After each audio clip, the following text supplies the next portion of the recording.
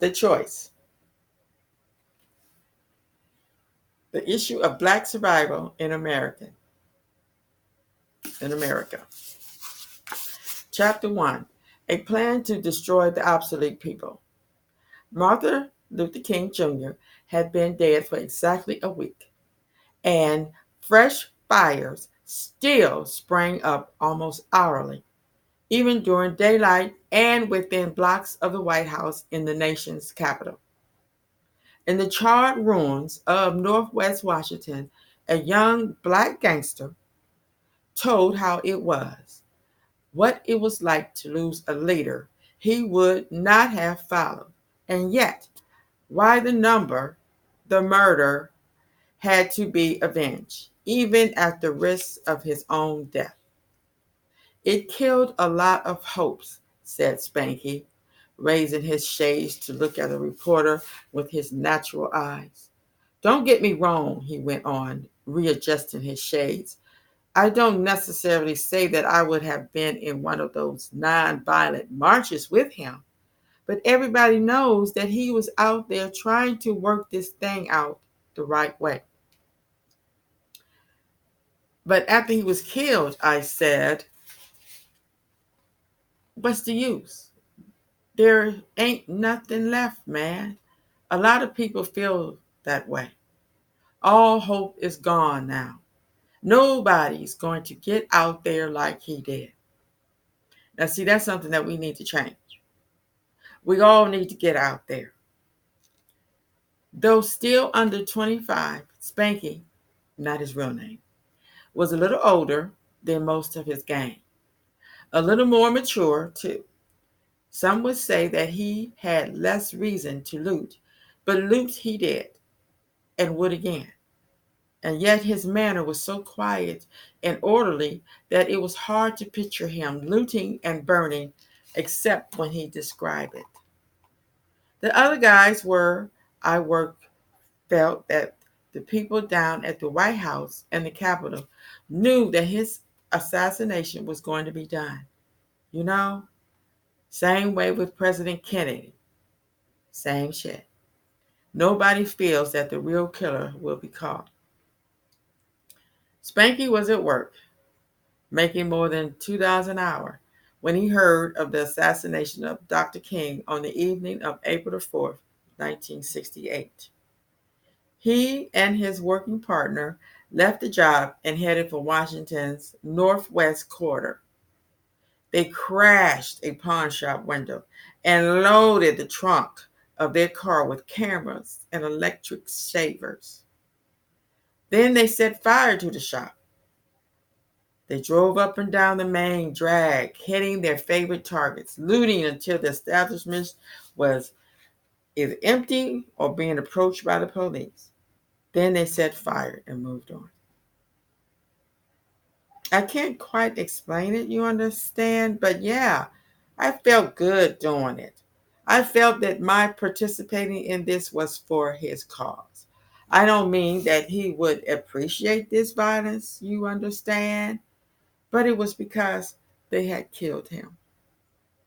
I had to do something. I can't let Whitey get away with that.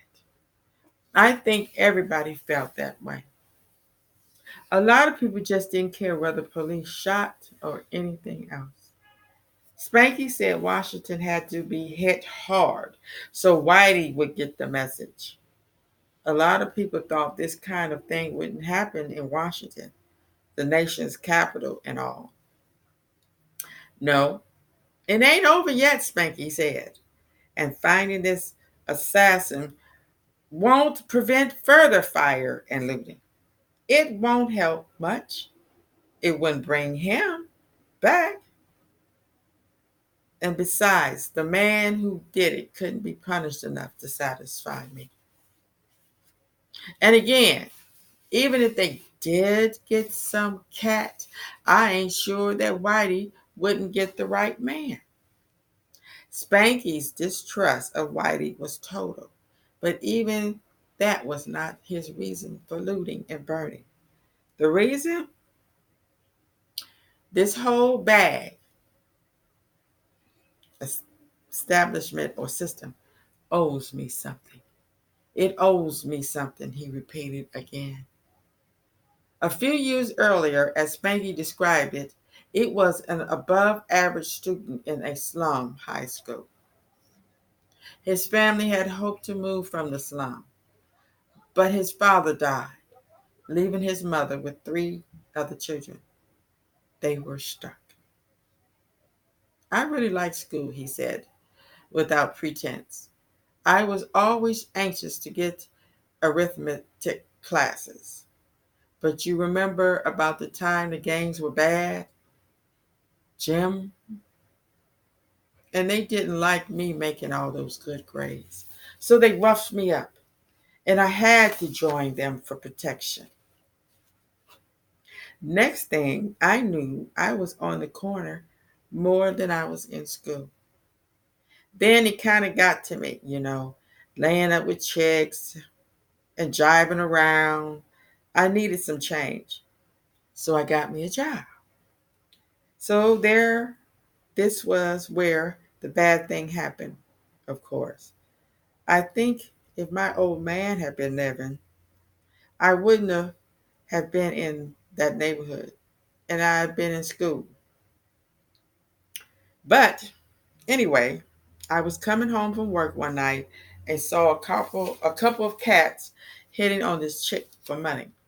It was a woman that I didn't know, but I knew the cats from on the corner, and I was going to rescue that chick. So while I was telling the cats not to do it, the cops came up. They ran. I didn't run nowhere because I knew that the woman would tell the cops that I was trying to help her. But the cops took me on down anyway and said that they'd turn me loose if they found that it was like I said. They took the chick in one room and me in another. They beat my head with blackjacks, Jim, and told me that they would make me tell who the other cats were. But I was mad as hell then, and I wouldn't tell them if it killed me. This lawyer they gave me didn't believe me neither, and he kept telling me to cop out and get a lighter sentence. But I got out on bond while my mother was trying to find me another lawyer. I went to church and asked the man upstairs for some help.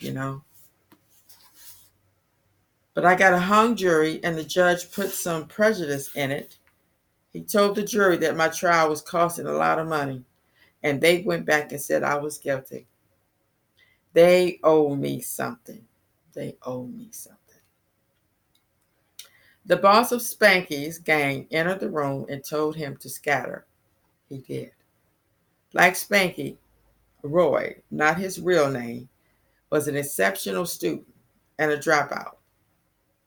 But unlike Spanky, Roy almost never enjoyed going to school. His his naive intelligence was unquestionably of a very high order. He was categorically direct in his speech, quick and thorough in his assessments, and exuded personal charm at the moment he deemed it appropriate.